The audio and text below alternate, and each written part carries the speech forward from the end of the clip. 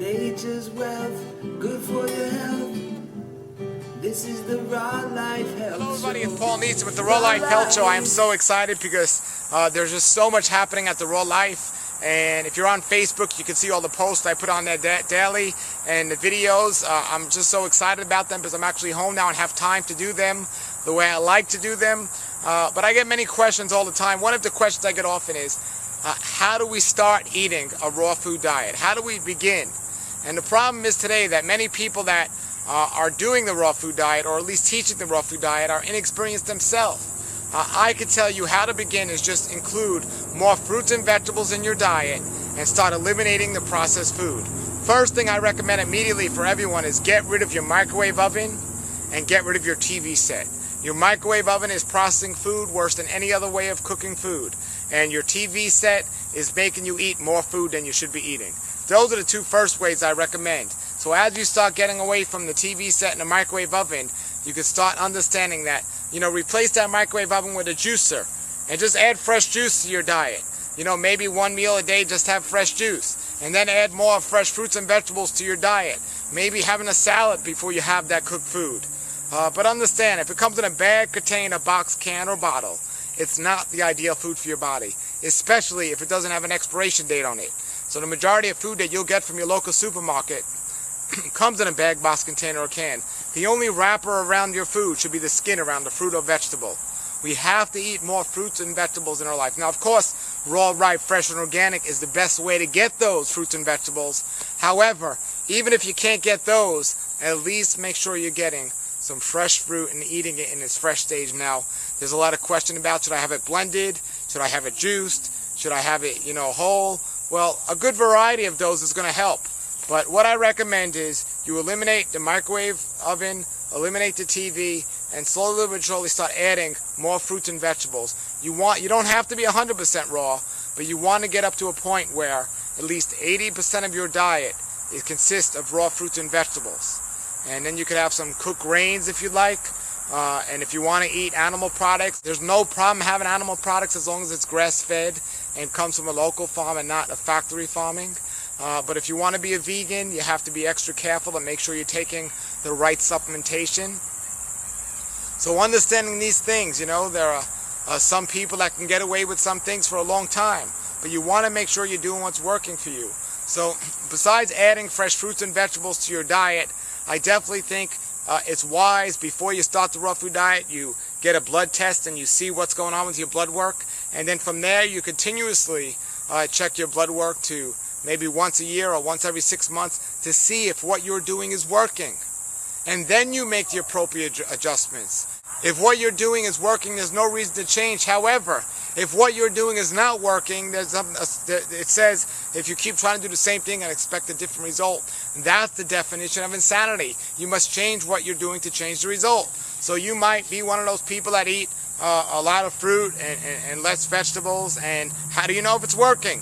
We can't just go by how we feel. We have to check our blood work. And you might be someone that eats, takes a lot of supplements, and how do you know if those supplements are best for you? You check your blood work. You might be one of those people that like to have fermented foods. How do you know they're good for you? Check your blood work. Now, the regular doctor isn't really going to tell you much on their blood test because somebody could be doing a lot of damage to their body, but those blood tests will say they're great. You have to get an extensive amount of blood work. And my friend Dr. Shandell has on his website caprofile.net a good example of the type of blood test I recommend we get.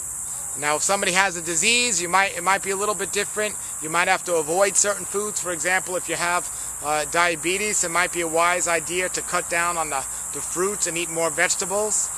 So we want to keep those things in mind. We want to be careful. I have no problem with people going to a doctor to get diagnosed with something, and then you could take care of it from a diet standpoint or a more natural standpoint. I do have an issue with doctors just using drug therapy as a first resort, because there are many effects to those drugs, so we want to be careful. But where do we begin? How do we do it? Well, I think it's a wise idea to just eat 3 meals a day and not eat late at night. Try to get out of the habit of eating when it's dark outside. Now this might be easy in the summertime when the sun goes down late, but in the wintertime it's more challenging. But still, it's not healthy to eat when it's dark outside. So I recommend 3 meals a day. So if we get up early, we'll have time to eat 3 meals during the daytime. However, if we're waking up late because we were up all night watching TV, we're going to have a tough time doing this. So I recommend getting to sleep early, sleeping at least 8 hours a night, getting up in the morning, and start eating 3 meals a day. Your first meal, should be your heaviest meal, should be earlier in the day, and your lighter meal should be towards the end of the day.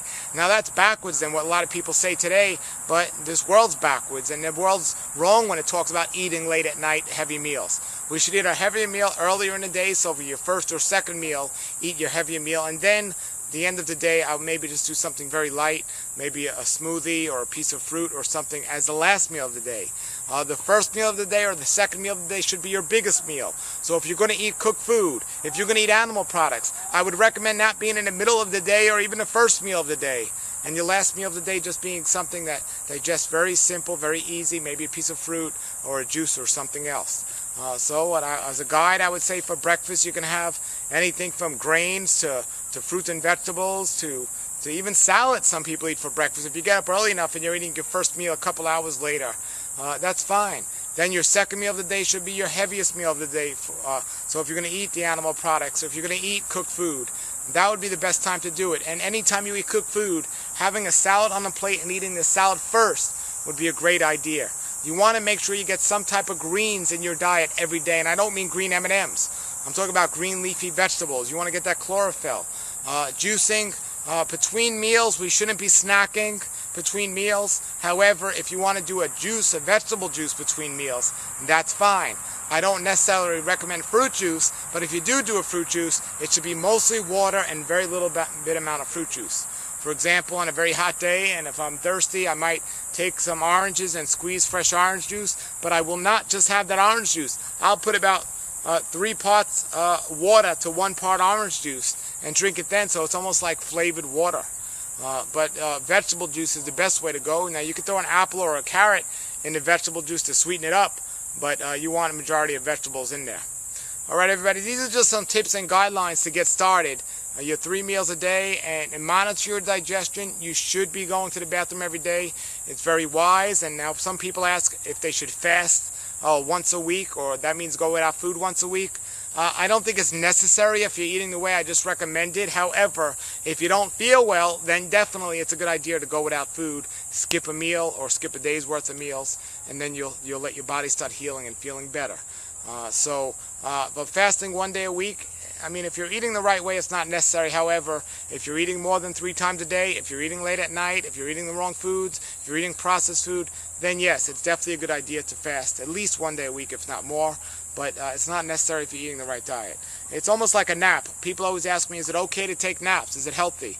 Well, I tell people, if you need a nap, then it's important to take one. However, if you need a nap, it probably means you didn't get enough sleep the night before. So when people ask me about fasting, they say, is it okay, is it healthy? I say, well, if you need to do it, it's important and it's healthy. But if you need to do it, it probably means you're not eating healthy altogether.